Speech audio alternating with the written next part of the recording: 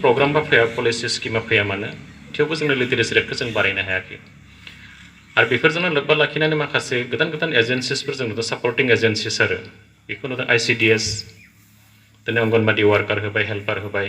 थेवबो लिटारेसि रेटआ बारायासै NRSM होदों माने नेशनेल रुरेल हेल्थ मिशन बिथांमोनाबो सापर्ट खालामो आसा कर्मिनि गेजेरजों गोबां मेडिकेल स्किमनि गेजेरजों इमिउनाइजेसन होनाय भेक्सिन होनाय थेवबो बारायनो हायाखै ड्रप आउट स्टुडेन्टनि संख्या बिनि उनाव मिड डे मिलखौबो जों नुबाय बेखौ होदों थेवबो जोङो गथ'फोरखौ 100% जों लिटारेसि रेट लाबोनो हायाखै सुबुंफोर बेखौ नुबाय बायदिसिना सिस्टेमा फैदों बिनि उनाव जों नायबाय फेल खालामनो मोना बुनो मोना जयफुल लार्निं होनांगौ फ्रि टेक्सट बुक होबाय बिनि उनाव फ्रि इउनिफर्म होबाय साइकेल होदों कम्पिउटार होदों स्कलारशिप होदों थेवबो जोङो 100% खालामनो हायाखै दा मानो हायाखै दा जों बे जिनिसफोरखौ बयबो बिजिरना नायदों दा गमामायैनो कुइसना बेयावनो जादों होमबा जोंनि खामानि मावनाया थोजासे जादोंना जायाखै दा बेखौनो जों नोजोर बोबाय थादों दा जिखियानो जाया मानो जोङो जाति हिसाबै बेखौ नायग्रोदों मोननै बाथ्राखौ रायलायग्रोदों जोङो बर' हिसाबै बे जाबाय बर' मिडियामा थांनांगोन सेकेन्डआ जाबाय क्वालिटिया मेनटेन जानांगोन बे मोननै बाथ्राखौ जों नोजोर बोनानै रायलायबाय थादों गिबि बाथ्राया जों बर' जाति हिसाबै थांना थानो सानदों बर'नि राव हारिमु थुनलाइ बर'नि सिनायथि थामोनथा रैखाथिखौ लानानै बर'नि खाम जथा सिफुं बर'नि बैसागु बे गासैखौबो लानानै थांना थानो सानदों बे एक नम्बर बाथ्रा बर' रावा थांना थानांगौब्ला बिजोङा थानांगोन बर' रावा थांना थानांगौब्ला इउनिभारसिटि फरायनो मोननांगोन आथिखालाव मोनगासिनो दङ बेजों रिसार्च माने खालामनो हानाय जानांगोन जागासिनोबो दङ बे बायदिसिना बाथ्रा साहित्य एकाडेमि बान्था मोनो बेजों सोलिगासिनो दङ दा बेखौ नुनानै जों बेखौनो बुंदों बे रावा थांना थानांगौब्ला बे खुगा खुगा थांनाय नङा बियो मानसिफ्रा रायलायबाल' थांनाय नङा बे अफिसियेल लेंगुवेज जानांगोन बियो बाहायजानांगोन जों बेखौ बुंबाय थादों दा बे गासिबो जिनिसजों बेवहाय लोब्बा दङ दुइ नम्बर बाथ्रा एखे समाव बे क्वालिटियाबो मेनटेन जानांगोन बेखौबो जों बुंदों दिनै नाथाय मोनसे बाथ्राखौ आं बुंगोन बे बर' बिजोङाव स्टुडेन्ट खमिलांनाया बेयो गमामायै खमिलांगासिनो दं बोसोरफ्रोमबो 3000 3,500 मालाबा 3600 बिदि खमिगासिनो दङ आरो बेखौ बोरै हमथानो हागोन दा बेनि थाखाय जोङो पलिसि हयथ' बानायनो गोनां जानो हासिगौ आरो अलरेडि बेखौ स्टार्ट खालामनांसिगोन आं बिदि सानबाय थादों मानोना बर' बिजोङा दिनै 50 इयार्स क्रस जाबाय बिजों महरै दिनैसिमबो जुदि जोङो गोदोनायाव सेरनानै सोरखौबा नों बर'आव फरायथारनांगौ बे बारा लजिक गैया मानोना मोनसे भाषाखौ फोथांनोब्ला इमासनेलि बाला गोलाव हानाय नङा 50 बोसोर जों जुर जुलुम सोलोंबोबाय बेखौ आरो बिनि उनावबो नोंथाङा बेखौनो सोलोंथारनांगौ होननानै सोरखौबा जुदि गोदोना सरसोमनानै जों थिनोबा बे हयथ' बारा लिगेल जानाय नङा बारा बे एक्सेप्टेड जानायाबो जानो हागौ दा बेनि थाखायनो बेयाव मोनसे बाथ्रा फैदों बिनि क्वालिटिखौ बोरै मेनटेन खालामगोन बे मोनसे बाथ्रा नाथाय क्वालिटिखौ नागिरनानैनो जों बेखायनो बर'नि गिदिर गिदिर लिडारफ्रा फोरोंगिरिफ्राबो इभेन गुबुन गुबुन मिडियामाव हयथ' हरनो गोनां जादों मानोना इमोसनेलि जों मोनसे रावखौ हारिखौ जातिखौ बारा गोलाव लांनो हाया बे मोनसे बाथ्रा ग्लबेलाइजेसननि इम्पेक्टआ जथेस्थ' हयथ' बेयाव फैनो हागौ दा बेफोर बाथ्राखौबो जों सावरायदों दिनै दा जिखियानो जाया मानो आं नैबेहाय जास्ट सुंद'यै बे बाथ्राखौल' आं बुंनो सानदों गिबियाव जोङो गासै बाथ्राखौ नोजोर बोनानै रायलायबाय थेवबो दिनैनि कारेन्ट डिमान्ड्सआ माखौ बुंदों दिनै माखौ लुबैदों थासारिया बेवहाय मोनथाम बाथ्राखौ नोजोर बोनानै आं बुंनो लुबैदों एक नम्बर क्वालिटि एडुकेसन गुन गोनां सोलोंथाइखौ जेरैखि जाया जों मोनहोनो हानांगोन दिनै बयनिबो खुगा बिजौआव बे थायो बेखौ नांथारगोन जेरैखि जाया क्वालिटि एडुकेसनखौ नांगौ जोंनो एट एनि मिन्स एट एनि कस्ट नम्बर 1 सेकेन्ड बाथ्रा दिनै मानसिफ्रा लुबैदों क्वालिटि इनस्टिट्यूट माखासे स्कुल जेराव एडुकेसनखौ बुजायो जेराव स्मार्ट क्लासरुम थायो डिजिटेल क्लासरुम थायो जेराव इनफरमेसन गासैबो मोनजोबो बेबादि इनस्टिट्यूटखौ दिनै बयबो नागिरो आरो साफ्रोमबो गोरों गोराया दिनै बेनि खाथियाव साफिदों क्वालिटि इनस्टिट्यूशन आरो 3 नम्बरा जादों बयनिख्रुइ देरसिन बाथ्रा एक्सेलेन्ट प्लेसमेन्ट नांगौ दिनै मोजां मोनसे साख्रि नांगौ खामानि मोनसे नांगौ जोंनो बेखौ मावहोनो हानाय गोहो दिनै इन्डिया बादियाव जों नायदों बोसोरसेयाव सानसेयाव बेसेबां जब क्रिएट जायो अनलि 450 किन्तु चाइना बादियाव सानसेयाव 50,000 जब क्रिएट जायो बेवहाय 50,000 साख्रि दैलि ओंखारो जोंनि भारतआव बेसेबां खम ओंखारो होनबा बे मोनसे बाथ्रा दा बे मोनथामखौनो लानानै दिनै रायलायबाय थानाय जादों दा बे मोनथाम थासारिखौनो नोजोर बोनानै जोङो दिनै बयबो एडुकेसनखौ रायलायो दा नाथाय बे मोनथामखौ मिट खालामनांगौ जायोब्ला जोंनि बर' फरायसाफोरखौ जों दिनै स्टाडि खालामदों जे बिथांमोना दिनै मा अबस्थानि गेजेरजों दिनै मा बेरामा बिथांमोनखौ दिनै साग्लोबनानै दङ जों बेखौबो नायदों बेवहाय गिबियै जोंनि बर' फरायसाफोरनि बा उन्दै उन्दै गथ'फोरखौ मोनथाम बेराम बे बेरामा दिनै बिथांमोनखौ नोरजिया खालामगासिनो दङ एक नम्बरा जादों लेक अफ राइट डाइरेक्सन जों होनो हायाखै मोजां मोनसे डाइरेक्सन जों बेनो होनो हायाखै बे बिराद गिदिर जोंनि थाखाय बेराम गथ'फोरनि थाखाय बे मिन्थिया गाव माजों मानसि जाहैगोन बबे लामाजों थांबा बे सुबुं धोन जागोन बबे लामाजों थांबा बे मोजां स्टुडेन्ट जागोन बै डाइरेक्सनखौ जों होनो हायाखै जोंनि स्कुल कलेजेसफ्रावबो दिनै बेखौ रोखा खालामना होनो हायाखै दा बे बिबानखौ हयथ' फोरोंगिरियानो रुजुननांगोन 2 नम्बर बाथ्रा लेक अफ प्रपार मटिभेसन जों बेखौबो होनो हायाखै जि समाव जों बेखौ मटिभेट खालामनांगौ जों होनो हायाखै बोरै डाक्टार जानो हायो बोरै इन्जिनियार जानो हायो बोरै बेखौ प्रफेसरसिम जों लांगोन दा बै मटिभेसनखौ बे हयथ' मोननो हाया गोबां फरायसानि मिन्थिया क्लासरुमनि गाव मानि थाखाय फरायदों गाव मा जाहैगोन बिनि थांखिया मा बे जिनिसखौ जों दिनैसिम मोनहोनो हायाखै बिनि बिबानाबो निश्चय फोरोंगिरिनियावनो थानांगोन मटिभेसननि अभाब 3 नम्बर जों नायदों लेक अफ सेल्फ कन्फिडेन्स बे बिराद अभाब जानानै दङ फरायसाफोरनो आत्मबिश्वास गैया दिनै गाव फरायखांनायनि उनाव मा जाहैगोन गाव खामानि मावनानै जानो हागोन ना हाया बे गथ'आ डाक्टार जानो हानाय केपासिटि दंना गैया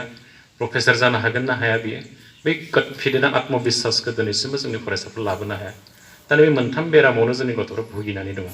दा बे मोनथाम बेरामखौ जुदि जोङो बेखौ डायग्नोसिस खालामखांनायनि उनाव मा बेरामखौ बबेखौ जों माजों मा इन्जेक्सन होयोबा मा बेनो केपसुल होयोबा मा बेनो टेब्लेट होयोबा बेखौ फाहामनो हागोन दा बे हयथ' डाक्टारा हयथ' फोरोंगिरियानो जानांगोन दा बेखौ जों नोजोर बोदों नाथाय जोंनि बर' फरायसाफ्रा बे मोनथाम बेरामजों दिनै भुगिनानै दङ जों बेखौ नोजोर बोदों दा बेनि थाखायनो आं खावलायनो सानदों दिनै साफा साफा फोरोंगिरि साफा साफा फरायसानि थाखाय फरायसाया लुबैनाय जितु निड बिनि हप्स एन्ड एसपिरेसन बिनि इन्टारेस्ट बिनि एचिभमेन्ट बे गासिखौबो लाबोना होनायनि बिबाना दिनै खिन्थु फोरोंगिरिनि आखायावनो दङ फरायसा सासेनि आखा आकांक्षा बिनि लुबैनाय हास्थायनाय बिनि थांखिसिम सहैहोनाय बे गासिबो बिबानखौ दिनै फोरोंगिरि सासेयानो फुलफिल खालामनो हायो बे गुबुन सासे सुबुंजों मालाबाबो जानाय नङा दा बेखायनो फोरोंगिरि नोंथांमोनखौनो जों खावलायनाया जेरैखिजाया जोंनि फरायसाफोरनि जि थासारि बे थासारिखौ जुदि जोङो मोजां मोनसे अबस्थायाव लाबोनो हायोब्ला बिथांमोननि थांखिसिम सहैहोनो हायोब्ला बिथांमोना लुबैनाय जि थांखि नोजोरसिम सहैहोनो हायोब्ला बिथांमोननि जि हास्थायनाय बे अबस्थाखौ सहैहोनो हायोब्ला हयथ' जोंहा लाबबान जागोन जों बेखौ नोजोर बोदों एखे समावनो आरो मोनसे डिमान्डखौ जों नायदों मोनब्रैयाव आं फकास खालामनो लुबैदों बेखौ फोरोंगिरिफोरखौ जों माबायाव इम्परटेन्ट जादों आथिखालाव जोंनि फरायसाफोरनि थाखाय दिनै एकदम इम्परटेन्ट जानाया जादों focus on the and result जोबथा रिजाल्टखौ जों बांसिन गुरुत्त होनाय जादों हायार सेकेन्डारिनि टिचार दंबा बिथांमोनखौ जों हायार सेकेन्डारि क्लास 12नि रिजाल्ट जोबथा रिजाल्ट होनना हमना लायो मेट्रिकनि रिजाल्ट जोबथा रिजाल्ट होननानै हमना लायो बे रिजाल्टफोरखौ बांसिन जों फकास खालामदों एलपि स्कुलनि सार बिथांमोना हयथ' बारा दाय थासोआ एमइ स्कुलाव हयथ' बारा दाय थासोनाय नङा मानोना बिथांमोननि एन्ड रिजाल्टखौ जों मालाबाबो नुसना खिन्थु हाई स्कुलनि मास्टारनियाव बे बदनामा थागोन मेट्रिक फेल जायोबा खिन्थु फाउन्डेसना माबायदि फैदों बेखौ बारा नोजोर बोनाय नङा बेखौ हमगोन जे नोंथांनि हाई स्कुलाव फरायदों आंनि गथ'आ मेट्रिकखौ मानो फेल जाखो खिन्थु बै एलपि स्कुलनि मास्टार बा एमइ स्कुलनि मास्टारफोरनो बारा दाया थाङा बे समाव जों बेखौ नुहुरदों दा बेखायनो जोङो एक नम्बर बुङो रिजाल्ट आरो क्वालिटि बे मोननैबो मेनटेन जानांगोन रिजाल्टआ बयनिबो साबना हामना जानांगोन कटन कलेजाव एडमिसन मोननो थाखाय दा एसटिफ्रा 92% नांगौ बाक्सा जिल्लानिफ्राय सासेल'सो फरायसा बेयाव मोनदों एडमिसन देग्लाय जुदि नायोबा बेबायदि अबस्था दा बर' हिसाबै सासेल'सो मोनदों बे अबस्था दा जोङो बुंना लायो जे नर्थ इस्टआव 30 लाख बर' दं 28 लाख दं 26 लाख दं खिन्थु कटन कलेज बादियाव जुदि साइन्सआव एडमिसन मोनो सासेल' मोनोबा इसिबांबा गिदिर नर्थ इस्टनि देरसिन जे ट्राइबेल जनगोष्ठी हिसाबै बे जोंनि थाखाय माबायदि मोनसे अबस्था दा बेखौ जों नोजोर होदों दा एक नम्बर जोङो रिजाल्ट खिन्थु बे रिजाल्टआ क्वालिटि जानांगोन जों बेखौ बुंबाय थानाय जादों आरो बे मेनटेन जागोनब्ला एकमात्र फोरोंगिरिजोंबो जानो हायो 2 नम्बर केरियार आरो पजिसन साफ्रोमबो जोंनि बर' फरायसाफोरखौ मोनसे केरियार होनांगौआ बेनो मोनसे पजिसन होनांगौआ बे हयथ' जोंनि बिबान जागोन आरो बे क्वालिटि एडुकेसननि हयथ' मोनसे पार्ट जानो हायो जों बेखौनो नायदों नोंथाङा फोरोंनाय गथ'आ जुदि गाबोन समफोर 10 बोसोर 12 बोसोरनि उनाव बियो बेकार जाहैयोब्ला बे बजा जागोन दा दिनै बिथांखौ मानसि खालामनांगौआ जोंनि मोनसे बिबान दा बेयाव जों 2 नम्बर बेखौ नोजोर बोदों 3 नम्बर केरेक्टार आरो पार्सनेलिटी दा साफ्रोमबो फरायसानि दिनै आखल आखु दानाय बेनि व्यक्तित्व दानाया हयथ' फोरोंगिरिनाव दिनै फैगोन दा बांसिनै दिनै गामियाव बेखौनो रायलायनाय जादों जे बिमा बिफाया गावबा गावनि गथ'खौ दिनै सम्भालिनो हालिया बिथांमोना कन्ट्रलखौनो खालामनो हाया गोबां बिमा बिफायाथ' दिनै सारेन्डारखौनो खालामबाय गावनि गथ'खौ बे जेबो बादा होनो हाया गाज्रि मुवा जाबाबो बादा होनो हाया फरायहोनो हाया थि समाव स्कुलावबो थिनहरनो हाया बायदि अबस्था दा बे थासारिखौ जों बोरै मिट खालामगोन दा बेखायनो खावलायदों फोरोंगुरु समाजा मोनसे हयथ' स्कप मोनो बेखौ क्लासरुमाव जोंनो दिनै हयथ' बिथांमोनखौ केरेक्टारनि बाथ्रा बा मरेल जि स्टाडि मरेल नलेजनि थाखाय जोंहा हयथ' टाइम गैया थेवबो आं खावलायदों एटलिस्ट जोंनि बर' फरायसाफोरखौ फोरोंनो नोंथाङा एटलिस्ट मरेल गियानखौ होनो थाखाय आरो नैतिक गियानखौ होनो थाखाय जोङो 5 मिनिट 6 मिनिटबाबो दिहुनना लाथारनांगोन आरो नोंथांनियाव बे गोहोआ दङ बेखौ बाहायनांगोन आं बेखौ खावलायदों नङाब्ला जोंनिया ओरैबायदि दिनै बर' फरायसाफोरनि आखल आखु बारा मोजां मोनसे अबस्थायाव गैसोआ आं बेखौ नुहुरदों 4 नम्बर बाथ्रा कमिटमेन्ट आरो कमप्लिटमेन्ट फरायसानि बे जों बेखौ नाहरनांगोन दिनै फरायसा सासेनिफ्राय गासिबो जिनिसखौ जों स्र' खालामना लानो हानांगोन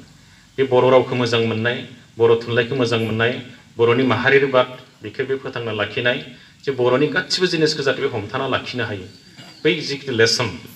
जिथु गियान हरनांगौ बेनो बेखौ हयथ' जों दिनैनो हरखानो हानांगोन आरो होमबासो बे गाबोनसोफोर गावखौ आबुं सासे बर' हिसाबै बे बुहुमाव बे गावखौ गसंथानो हानायनि जि केपासिटि बेनो हरनाय जागोन नङाबा बे गाबोनसोफोर आन्दायहैगोन आरो गावनि माहारियारि बादखौ लानानैनो बे गोनो गोथो जागोन दा बेखायनो बर' मिडियामनि एटलिस्ट फरायसाफोरखौ बर' फरायसाफोरखौ जुदि जोङो मोनसे कमिटमेन्ट जुदि हरनो हायोबा कमिटेड पार्सन हिसाबै बिथांमोना सानसे समाव गावखौ हयथ' माने फसंनो हागोन बे साननाय आरो कमप्लिटमेन्ट बेनो जाय मानसिखौ जों आबुं होनदों बे उन्दै गिदिर होननायनि खोथा गैया धनि दुखिया होननायनि खोथा गैया गासिखौबो जुदि बे डेम'क्रेसिखौ नोजोर बोनानै बे मर एन्ड मर डेम'क्रेटिकखौ बुजियो बे सुबुङा जाय सुबुङा बेनियाव गासै आखल आखु दंजोबो फोरोंगिरिखौबो मान होनो रोङो बिमा बिफाखौ मान होनो रोङो समाजनि गिदिर गोलाव बयखौबो मान होनो रोङो बेबायदि सुबुङानो कमप्लिटमेन्ट आरो बेखौ बिराद दरकार दङ दिनै आरो बे थासारिखौनो जोंहा दिनै दानायनि थाखाय जों बयखौबो खावलायदों दा बे मोनब्रै बाथ्रा दा बेयाव जों नोजोर बोनानै गासै बाथ्राखौ आं रायज्लायग्रोनो सानदों दा गिबि बाथ्रा आं बुंनो लुबैनाया जे फोरोंगुरु समाजानो जोंनि बर' समाजनि बयनिख्रुइबो हयथ' साबसिन सुबुं आरो गोजौ मासि आवग्रिना थानाय सुबुं आरो बिथांनिफ्राय जोंनि बर' समाजा गोबां जों लुबैयो दिनैसिमबो आंनियाव फोथायनाय दङ सरकारि स्कुलनि टिचाराबो मोजां रिजाल्ट खालामनो हायो आं दाखालि दारकुसियाव मोनसे मेल गाना फैदों बेवहाय सासे सिखना बर' हाइ स्कुल होननाय बेनि हेडमास्टारा बिखा फोरदांनानै बुंदों जे आंनि स्कुलाव देग्लाय 100% मेट्रिक पास जादों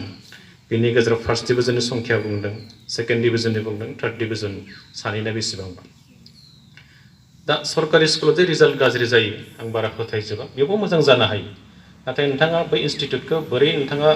बेखौ परिचालना खालामदों बोरै दैदेनदों बिनि सायाव हयथ' सोनारगोन थासारिया बै फरायसालिनि माबायदि बिनि सायाव हयथ' सोनारगोन दा बाक्सा जिल्लायाव गोबां स्कुल दङ जेरावनोखि रिजाल्टआ मोजां जायो जों बेफोरखौ नुदों दा आं बेनि थाखायनो खावलायदों आंनियाव फोथायनाय दङ जोङो मोजां सासे जुदि टिचार जायोब्ला गासै थासारिखौ जों अभारकाम खालामनो हायो मिटबो खालामजोबनो हायो आरो क्वालिटि एडुकेसन होनायाव जोङो जेरै गोसो बिदिबो होनो हायो जों बेखौबो नुदों उदालगुरि जिल्ला बायदियावबो आं नायदों गंफा गंफा जोंनि गभर्नमेन्ट स्कुलनिफ्राय बर' मिडियामाव 30 जन फार्स्ट डिभिजन मोननो हायो 28 जन फार्स्ट डिभिजन मोननाय बिदिबो स्कुल दङ आं धेमाजियाव नायदों नोलोबारि हाइ स्कुल होननाय मिंमाङाव दङ बेवहाय 30 जन फार्स्ट डिभिजन मोनो 28 जन मोनो बोसोरसेयाव खिन्थु बोसोरसेयावनो दैबानाजों बेयो 10-12 बार लोमजाबाय थायो मालाय थेवबो बालाफोरखौ सात्रजों फोरोंगिरिजों ज'नो बेखौ बोखार बोखार क्लास लाबाय थायो थेवबो रिजाल्टआ मोजां जायो दा आंनियाव फोथायनाया बेनो जे गभर्नमेन्ट स्कुलावबो रिजाल्ट मोजां जानो हायो दा बेखायनो जोङो दिनै बे थासारिखौनो जों लुबैफिनदों जे जोंनियाव जि मोनसे बदनाम दङ जे गभर्नमेन्ट स्कुलनि टिचारफ्रा दिनै इरेगुलार गभर्नमेन्ट स्कुलनि टिचारफ्रा जि इनसिनसियार देखायो गभर्नमेन्ट स्कुलाव दिनै रिजाल्ट गाज्रि जायो दा बेखौ जोङो दान्दिसे सम दोनथ'नानै जों रिजाल्टखौ बोरैबा मोजां खालामनो हायो नामा बेखौ जों नोजोर बोदों आंथ' बुंबाय थादों दिनै जोंनिया माखासे दुसिलायनायाबो दङ मालाबा एलपि स्कुलनि टिचारफ्रा गार्जेनफोरखौ दुसिबाय थायो गथ' गथायखौ मोजाङै दिहुननानै हरा देलायहोनानैबो हरा काट पेन्सिल नांगौ बहि कलम कागज खाता नांगौ बेखौबो मोजां दैथायहरा बायदिसिना एमइ स्कुलनि आरो एलपि स्कुलखौ दुसिनाया बेनो एलपि स्कुलनि सार मेडाममोना मा फोरोंहरखोथाय निउमारिकेल गियानबो गैया एल्फाबेटिकेल गियानबो गैया बिनि उनाव आरो बुंबावो हाई स्कुलनिया एम इ स्कुलनिखौ मा फोरोंना हरखोथाय एम इ स्कुलनि सार मेडाम बिथांमोना माने रिडिंबो खालामनो रोङा गावनि नामखौ मोजां लिरनो रोङा बे बदनामा दंबाय थायो खिन्थु जों दुलाराय बर' फरायसा आफादा दिनै दुसिलायनायखौ जों बारा नोजोर बोआखै जों बेखौल' बुंदों दुसिलायनायनि सम नङा बे समा जादों जे बर' बिजोङाव नुजानाय जेंना बे जेंनाखौ सुस्रांनांगौब्ला साफ्रोमबो सुबुङा बेयाव बाहागो लानांगोन गार्जेनाबो लानांगोन एल पि स्कुलनि साराबो लानांगोन एम इ स्कुलनि मेडामाबो लानांगोन हाई स्कुलनि साराबो लानांगोन बयबो जुदि गावबा गावनि बिबानखौ रुजुनोब्लानो बे जेंनाखौ जों सुस्रांजोबनो हागोन खिन्थु सिलायबाय थाबाय खिन्थु जेंनाया मालाबा जोबनाय नङा मोनसेल' बाथ्रा द्याट इज ससियेल रेसपन्सिबिलिटि सामाजिक दायबद्धताखौ बयबो लालायोबा टिचारा टिचारनि रेसपन्सिबिलिटिखौ रुजुनोबा गार्जेनाबो गावनि डिउटिखौ जुदि मावोब्ला अट'मेटिक बे जेंनानिफ्राय जों उदां जानो हागोन बे फोथायनाया आंनियाव दङ सेकेन्ड बाथ्रा आङो बुंबाय थादों गंसे हुन्डाइनि बे सारि साकिया आरो मारुति कार दं गंब्रै साखा बे खब्रै साखायाबो थिग थानांगोन एक नम्बर साखाखौ जों बुंदों फरायसा थिग जानांगोन बियो पाम्पसार जाबा गारिया खारनाय नङा दुइ नम्बर साखा फोरोंगिरि फुल पाम्प थानांगोन बे साखाया पाम्पसार जाबा बे सोलोंथाइनि गारिया खारनाय नङा तिन नम्बर साखा बिमा बिफा फुल पाम्प थानांगोन बेबो पाम्पसार जाबा बे गारिया खारनाय नङा आरो 4 नम्बर साखानि बिबानखौ जों एबसुआ लानांगोन साहित्य सभाया लानांगोन आबोबा लानांगोन जोंना बाथौ गौथुमा लानांगोन हयथ' गुबुन गुबुन माहारियारि आफादा बेखौ लानांगोन बे खब्रै साखाया जेब्ला थिग थागोन बर' बिजोंनि सोलोंथाइनि गारिया खारगोन खिन्थु बबेबा खबसे साखाया जुदि पाम्पसार जायोब्ला बे गारिया खिन्थु खारनाय नङा दा बेखायनो जों बुंदों गासिबो साखाखौ जों मोजां अबस्थायाव दोनथारनांगोन जेरैखि जाया बे मोनसे बाथ्रा खिन्थु बे एखे समावनो नाथाय दिनै माखासे बाथ्रा बुंदों सर्व शिक्षायाबो बुंदों RMSआबो बुंदों ए स्टुडेन्ट डाजन्ट फेल देन हु फेल साफा साफा गथ'आ मालाबाबो फेल जायानो होमबा सोर फेल जायो दा एक नम्बर फेल जायो होनदों फोरोंगिरि 2 नम्बर फेल जायोनो बिमा बिफा फरायसा सासे मालाबाबो फेल जाखाया जादों दा बे बाथ्राखौ दिनै बयबो रायज्लायदों सर्व शिक्षा RMSआ दा होमबा जोङो बिमा बिफायासो जुदि फेल जायोबा फोरोंगिरियासो गमामायैनो फेल जामारोबा होमबाथ' बे बिराद गिदिर बाथ्रा दा बेखायनो आं बेखौनो खावलायदों जोङो बै जिथुनाखि फोरोंगिरि फेल जानाय बिमा बिफा फेल जानाय जों बेखौ जाहाथे फेल जाहालासिनो जों बारहोलांनो हायोबा हयथ' प्रफेसनेल टिचार हिसाबै आंनियावनो बांसिन गोजोननाय थागोन दा आंनि खावलायनाया दिनै बेनो दिनै नोंथाङा पेसादारि सासे टिचार गभर्नमेन्टनि दरमाहा मोनग्रा सासे फोरोंगिरि दा बे हिसाबै जोङो बेखौनो नोजोर बोदों नोंथांनि जे दायित्व नोंथांनि डिउटि बयबो बुजिखायो जों नाथाय सम सम जों मालाबा बावहाबना थायो आं बेखौनो खावलायनो सानदों दिनै सासे फोरोंगिरिया क्लासरुमाव बिराद मोजां फोरोङो बिथाङा न'आव हमवर्क खालामना फैयो लेसन प्लान खालामना फैयो बेनिफ्राय 45 मिनिट्सखौ बिराद मोजाङै गोसो होनानै फोरोङो गथ'फ्राबो बिराद मोजाङै खोनासंनानै एक्सेप्ट खालामो क्लासरुमनिफ्राय ओंखारनाय लोगो लोगो जों बिराद गोजोननाय मोनो येस आंनि प्रेजेन्टेसना बिराद मोजां जादों आं दिनै गथ'फोरखौ फोरोंनाया बिराद मोजां जादों बे खालि बिराद गोजोनो जों फोरोंगिरि हिसाबै नाथाय मालाबा नोंथाङा न'आव सम मोना गथ' गथायनि लेसन प्लान खालामनो सम मोना नोंथाङा न'आव डाइरेक्ट मालाबा फैनानै क्लासाव हाबनाय जायो ओरैनो समखौ जों बारग'होनाय बायदि जायो सेटिसफाइड जाया जों बै खालि बेखौ फोरोंगिरिफ्रा बयबो हमदांनो हायो दा आंनि खावलायनाया दिनै बेखौनो जे फोरोंगिरि हिसाबै सासे पेसादारि फोरोंगिरिया हाजारखि जियानो जा नोंथाङा थैजासिम फोरोंगिरि हिसाबैसो गावखौ गसंहोयो दिनै गावबा गावनि गथ'खौ लानानै गोबां फोरोंगिरिया बिराद बेस्थ' बोरै डाक्टार खालामनो हागोन इन्जिनियार खालामनो हागोन प्रफेसार खालामनो हागोन बेयाव बिराद जों बिजि थायो नाथाय एखे समावनो जुदि नोंथांनि क्लासरुम सिङाव थानाय फरायसाफोरखौ लानानैबो नोंथाङा एखे बिजि थायोमोनब्ला हयथ' बै बै गथ'फ्राबो डाक्टार इन्जिनियार प्रफेसारानो हयथ' जाहैगोन बे साननायखौ जों नोजोर बोनो हायो दा बेखायनो आंनि खावलायनाया दिनै बेसो जे जोङो गोबां टिचार नुदों दिनैसिम आंनियाव फोथायनाय दङ जे 80% 60% मोजां टिचारा जोंनियाव हयथ' थानोबो हानाय खिन्थु माखासेया हयथ' 10% 15% टिचारफ्रा एसे इनसिनसियार जों बेखौबो नुयो मालाबा दा आंहा बिथांमोनखौ बुंनांगौ हयथ' जेबो थानाय नङा स्कुलानो जा जियानो जा बै हाई स्कुलफ्राव दा मा खालामबाय हायार सेकेन्डारिफ्राव पान्सिं मेसिनखौ बेयाव कम्पालसारि हरजोब्बाय आरो आंनि जिल्लायाव दा बेयाव हमदांनो हादों जे बे पान्सिं मेसिन जुदि हरबायब्ला गमामाया सामथिं रं बाय सोलिगासिनो दङ आं बेखौसो नोजोर बोदों दाखालि दारखौसो मिथिंगायाव सासे हेडमास्टारा एबसुखौसो बुंनो थाखाय खावलायदों सरकारनि खोथा पान्सिं मेसिन बिनांगौ होननानै दा आंथ' सानदों टिचारखौ जे टिचारनि बिबानखौ रुजुन होनो थाखाय पान्सिं मेसिन होनांगौ जानायानो सरकारनि थाखाय बिराद दुर्भाग्य आंनि नोजोराव आरो दा आं बेखायनो खावलायनो सानदों डिउटियाथ' डिउटिखा बिबाना बिबानखा बेखौ नोंथाङा बोरै रुजुनो बे नोंथांनि सायाव दिनै रावखौबो जुर जुलुम जों डिउटिखौ मावहोनो हानाय नङा थेवबो आं बुंनाया आं बेखौसो बुंनो लुबैदों एबसु हिसाबै जे नोंथाङा टिचार हिसाबैनो जुदि पेसादारि टिचारब्ला दरमा जुदि मोनोबा नोंथाङा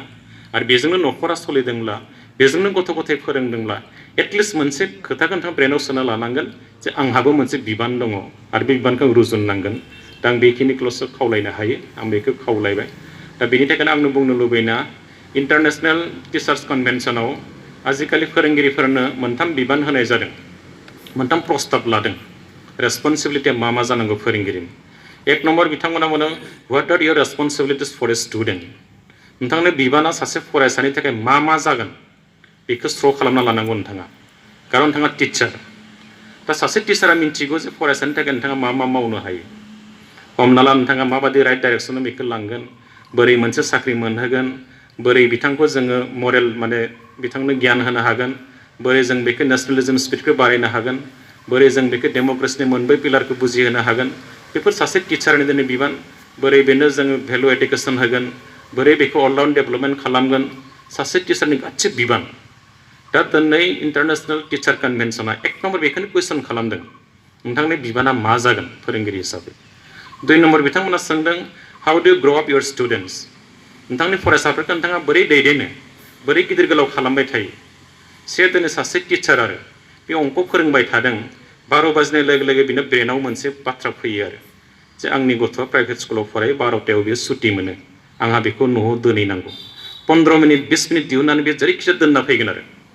फैफिननानै क्लास खालामफिनगोन बियो बिराद मोनसे सिनसियारिटि आरो गावनि गथ'नि थाखाय एखे सिनसियारिटिखौ नोंथाङा बै क्लासरुमाव थानाय गथ'फोरखौ सासे बिमा बिफा बादि नोंथाङा नोजोर बोनो हादोंना हायाखै दिनै बेखौसो सोंदों 2 नम्बर बिबान बेयो प्रस्ताबाव बेखौ लिरदों बिथांमोना 3 नम्बर जादों what career will you ensure for them दे बे फरायसाफोरनि थाखाय नोंथां फरायनाय फरायसाफोरनि थाखाय नोंथाङा लोगोआव मा केरियार हरफागोन ना डाक्टार खालामगोन ना इन्जिनियार खालामगोन ना प्रफेसर ना उकिल ना नार्स खालामगोन नोंथाङा बेखौबो नोंथाङा स्ट्र' खालामना लानांगौ दिनै बे बिबानखौ होनाय जादों दा बे मोनथाम प्रस्ताब इन्टारनेशनेल टिचार्स कनभेनसनाव लानाय आं जास्ट बेखौ रिड आउट खालामना होदों दिनै बिसिम लुबैदों दा आं बेखौल' बुंनो लुबैदों साफा फोरोंगिरि हिसाबै फरायसा सासेखौ इन्सपायार खालामनाय इनकारेज खालामनाय बिथांखौ एम्पावार खालामनाय मटिभेट खालामनाय आरो बेखौ इन्टारेस्टेड खालामनाय बिबाना साफा फोरोंगिरिनाव बे थागोन आरो बेखौ नोंथांमोना मावगासिनो थायो आंहा बेयाव खुनु डाउट गैया दा आं बेखौल' बुंनो लुबैदों न' डाउट नोंथाङा बिराद मोजां टिचार आंबो बिराद मोजां टिचार बाट हाउ माच माइ स्टुडेन्ट लार्न फ्रम मी जों बेखौसो फकास खालामनो लुबैदों नोंथाङा बिराद दामि टिचार पारफेक्टलि फोरोङो नोंथाङा बेस्ट टिचिं होयो खिन्थु नोंथां फोरोंनाया बै गथ'आ बेसेबां सोलोंनो हामारदों दा जों खिन्थु बेखौ फकास खालामनांगोन आंनि सासे लोगो दङमोन गलाघाटआव बे अजित गगৈ होननाय BSc मास्टार बियो बिनाव बिराद अंक टिउसन लानो फैयो आरो ओरैबायदि टिउसन लानो फैयो बिराद बेट्स आरो खिन्थु काटा बे 1 घन्टाल' लामारो आरो ओमफ्राय बेखौ सानसेखालि सोंबाय आरो नोंनाव जे इसेबां बुरजा स्टुडेन्ट लानो फैयो बिसोर अंकखौ हायोना हाया होननानै সেইবিলাক মই চাই নাথাকোঁ নহয় जादों आरो মই সিহঁতক পাতি দিওঁ সিহঁতে তুলি লৈ বাছ 1 ঘণ্টা হ'লে মই ছুটি দি দিওঁ সিহঁতে জানিছেনে জানা মই সেইটো কেতিয়াও সুধিও চোৱা নাই আৰু সেইটো মোৰ কাম নহয় जादों आरो दा आं बेयावनो आसरित जादों नों मोजां फोरोंनो हागौ खिन्थु नोंनि गथ'आ बेसेबां सोलोंदों नाथ' बेखौ मिथिनांगोन ना खिन्थु दिनै टिचारा बिसिम बेखौ सानथारनांगोन उपाय गैया नोंथांनि गथ'आ मोजां दाथ' आं नायदों गोबां आंनिनो लोगो आं टिचारफोरखौ मालाबा सोङो ML जोब्बाय नामा रिभाइस खालामनायाव खेबथाम जाबाय आंनिया ML फोरों खिन्थु सासेबो माने लेटार मोना बे नोंथाङाथ' बिराद मोजां फोरोंदोंना खिन्थु नोंथांनि गथ'आ माने लेटार मोनाखै होनबा दा बै जिनिसखौसो जों नोजोर बोनांगोन दिनै दा आं बेखायनो खावलायदों नोंथांमोना ट्रेन टिचार गोबां ट्रेनिं मोनदों B.Edबो खालामनाय दं सोरबा DLED खालामनायबो हयथ' थागोन दा आं बुंनो लुबैनाया जोंनि बर' फरायसाफोरखौ जों दिनै एसे क्वालिटि जुदि रिजाल्ट मोनहोनांगौ जायोबा थ' सामथिं जों हयथ' रिक्सबो लानांसिगोन आरो एसे हयथ' नोंथाङा मा मेथडजों फोरोंदों आंहा बेयावबो डाउट गैया बयनिख्रुइ साबसिन मेथडआथ' जादों नोंथाङा हिमसेल्फ बा माइसेल्फ आं जि होदों फरायसाफोरनो बेनो साबसिन जानो हायो दा बेयाव आंहा डाउट गैया जेबो नोंथांमोना हयथ' बेखौ होनो हादों आं बेखौनो सानदों थेवबो जों लुबैनाया जे रिजाल्टआ जाहाथे मोजां जायो दा बेनि थाखाय माखासे हयथ' जों मावथारनांगोन दा बेनि गेजेराव आं गोसोखांनाय आं माखासे जास्ट बेयाव बुंनो लुबैदों एबसुनिफ्राय आं खावलायदों फार्स्ट जों बेखौनो बुंबाय थादों जे एडुकेसन इनभाइरनमेन्टखौ जों दाथारनांगोन LP स्कुल जा ME स्कुल जा हाई स्कुल जा हायार सेकेन्डारि जा मोनसे फरायसालि बिनि कम्पाउन्ड जों बेखौ लुबैगोन मोजां मोनसे थासारि जा थासारियाव जोंनि फरायसाफ्रा गोग्गो सोलोंथाइ गुन गोनां सोलोंथाइ लानो हायो दा बे थासारिखौ जों गिबियाव बयबो दाना लानांगोन स्कुला हयथ' बे पाक्का नङाबो जानो हानाय किन्तु गामिनि एसएमसिखौ लानानै एलपि स्कुलखौ बेयाव औवानिनो जेवरा होनानै जुदि मोजां फुलबारि खालामोबा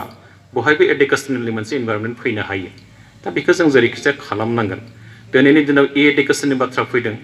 दिनै जोङो नायदों स्मार्ट क्लासरुमनि बाथ्रा फैदों डिजिटेल क्लासरुमनि बाथ्रा फैदों किन्तु नोंथांनियाव खुनु बेबस्थायानो गैया थेवबो जोङो बहाय ओरैबायदि मोनसे मोजां थासारि दानांगोन जोंबो एडुकेसननि बारा नङा जोंबो स्मार्ट क्लासरुमनि खम नङा बै जिनिसखौ जों देखायनो हाथारनांगोन आं बेखौसो खावलायदों दा बे थासारिखौ जों नोजोर बोदों दा बेखायनो फार्स्ट खोथा how to prepare a classroom नोंथाङा क्लासरुमखौ बोरै प्रिपेयार खालामगोन दा बेयाव नोजोर बोनांगोन गिबि बाथ्राथ' क्लासरुमखौ जेरैखिजाया जों मोजां मोनसे थासारि दाथारनांगोन जि थासारियाव जोंनि फरायसाफ्रा मोजां सोलोंथाइखौ लानो हायो दा राधाकृष्णना मोनसे बाथ्रा बुंनाय आं गोसोखांदों बिथाङा बुंदोंमोन I never try to teach my pupil I always attempt to provide a condition in which they can learn themselves आं माब्लाबाबो आंनि फरायसाफोरखौ फोरोंनो नाजायाखैमोन आं मोनसेल' थासारि दानायाव सानफ्रोमबो मुखुब थायोमोन बेनो जाबाय जि थासारियाव जोंनि फरायसाफ्रा मोजां सोलोंथाइ लानो हायो गुन गोनां सोलोंथाइ लानो हायो बै थासारिखौ जोंबो होनो हानांगोन आरो बेयावनो जयफुल लार्निंनि बाथ्रायाबो फैगोन आङो दाखालि जों गेजेरावनो थांदोंमोन मे मासाव तेलेंगाना आरो उरिष्याव बेवहाय माखासे स्कुल नायदों आरो बिराद मोजां मोजां कम्पाउन्ड बिथांमोना हाबनाय लोगो लोगो बिराद गोजोनो एकदम मेन मेकिं इन्डास्ट्रि आरो मन्दिर बादिखौनो नाङो एकदम टिचारफोरनि सेन्देलफ्राबो बे गेटआवनो थाजोबगोन फरायसानाबो थागोन बेनिफ्राय कार्पेट बादि माखासे बेयाव आराम आरो बेयाव हाद्रि नांला आरो डाइरेक्ट क्लासरुम सिङाव अफिसाव हाबहैगोन आरो ओमफ्राय नायबाय जोङो क्लासरुम सिङाव न' बेन्च न' डेस्कस कुनु बेन्चबो गैया डेस्कबो गैया बेवहाय ट्रिपल बनाय थायो टारपलिन बेवहायनो जिरायगोन क्वालिटि सार्कुल टाइम जायो बेयाव टिचारा गेजेराव जिरायगोन मिसआ गेजेराव जिरायगोन सोरगिदिं फरायसाफ्रा बिनि सोरगिदिं जिरायगोन आरो बेयावनो टिएलएमफोरखौ बाहायनाय जायो थारमाने जोंनियावबो टिएलएम दङ नाथाय बे गोदानाव थायो जोंनिया नङा होमबा मेक्सिमाम बाहायनाय जाया बेयाव किन्तु बिथांमोना क्लास 8 सिम बेखौ बिराद मोजां बाहायो आं बेखौ दसे उनाव बुंगोन दा आं बुंनो लाबाय क्लासरुमखौ बोरै साजायदों बिथांमोना बिराद मोजां साजायो मालाय आरो बेयावनो नोंथाङा बुजियागौ माने बे बुजिखागोन आरो फोरोंगिरिया बेवहायनो क्वालिटि सार्कुल टाइमआव गिदिं बे फोरोंबाय थायो मालाय बिराद मोजां थासारि दा क्लासरुमखौ बिथांमोना बिदि प्रिपेयार खालामदों दा जोंहा सर्ब शिक्षा जि बुंदों जों बेबादि प्रिपेयार खालामबाबो हयथ' बेयाव बिराद मोजां जागोन किन्तु गिबियाव नोंथाङा बै सासे गथ'आ फैयो जेनेबा न'निफ्राय ओंखाम मोनजाबायाबो सिबाय बिमाजों रायजादों बिफाजों रायजादों बा बिमा बिफाया जब कार्ड मावनो थांदों डाइरेक्ट बे स्कुलाव फैबाय क्लासरुमाव जिरायबाय रेजिस्टार खालामखांबाय लोगो लोगो अंक खालाम बेखौ मुखस्थ' खालाम होननानै जों थिननाय जायो बे खिन्थु सोलोंनो हानाय नङा आरो बेनो बै मोनसे परिबेस होग्रोनांगोन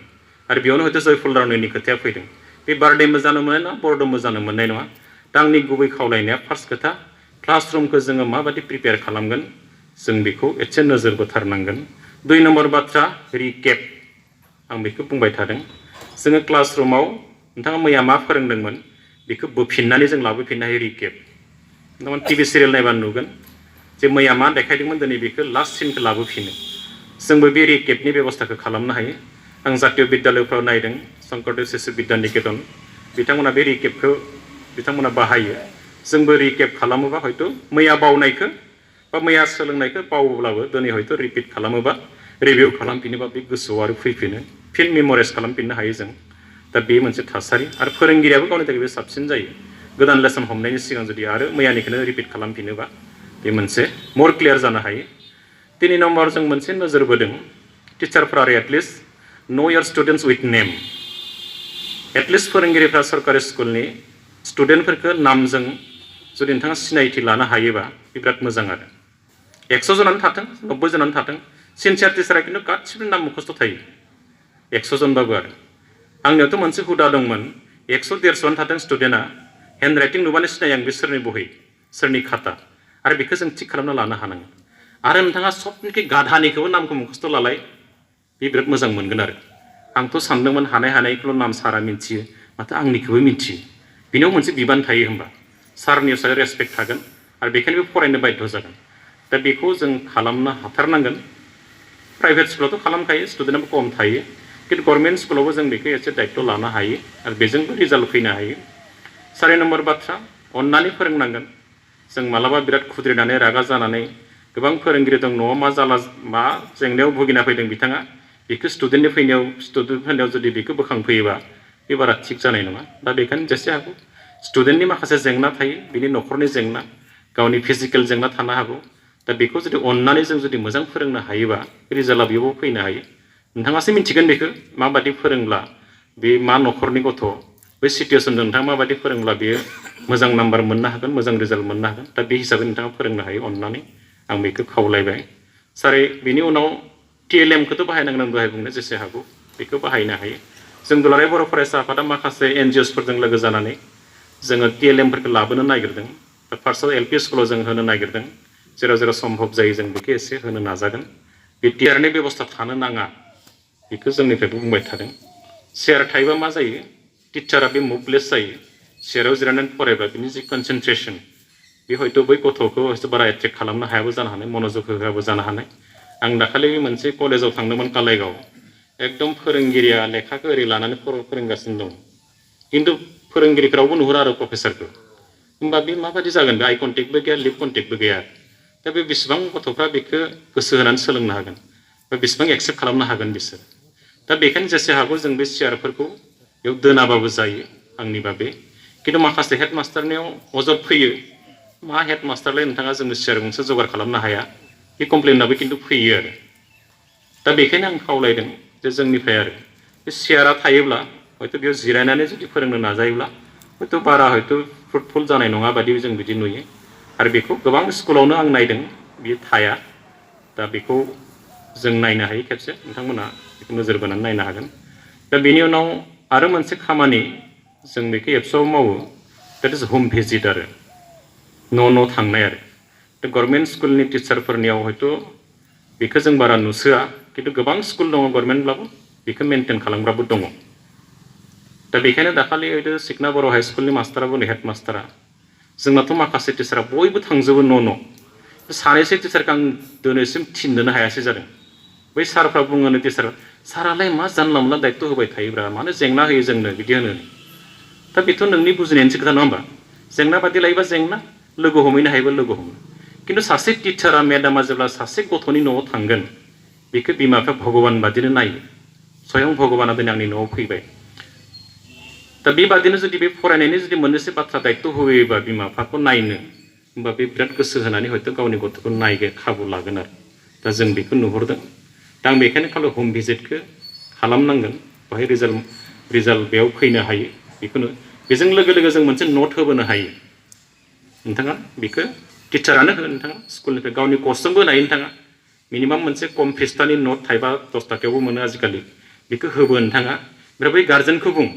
नोंथांनि गथ'आ मा फरायो फुङाव खै घन्टा फरायो आरो मा फरायदों बेलासियाव खै घन्टा फरायो बेखौ साइन होनानै जोंनो हर होननानै बे गथ'नो हरफानांगौ